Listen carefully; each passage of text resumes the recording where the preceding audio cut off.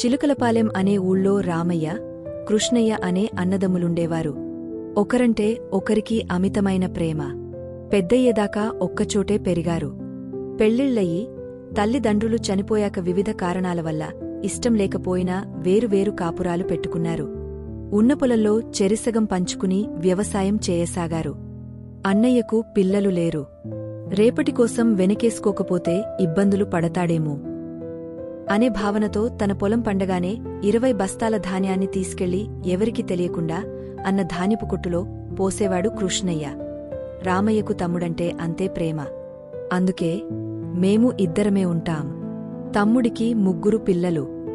వాళ్లు చేతికొచ్చిన దాకా సంసారాన్ని ఎలా ఈదుకొస్తాడో అనుకుంటూ తన పంటలోంచి 20 బస్తాల వడ్లను తీసుకెళ్లి ఎవరు చూడని సమయంలో అన్న గుమ్మిలో పోసేవాడు.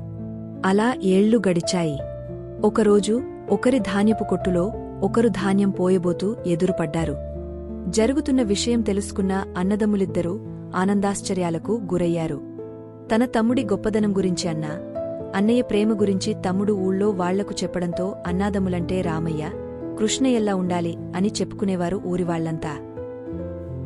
ఈ వీడియో మీకు నచ్చినట్లయితే లైక్, షేర్ మరియు సబ్స్క్రైబ్ చేసుకోండి. Thank you for watching.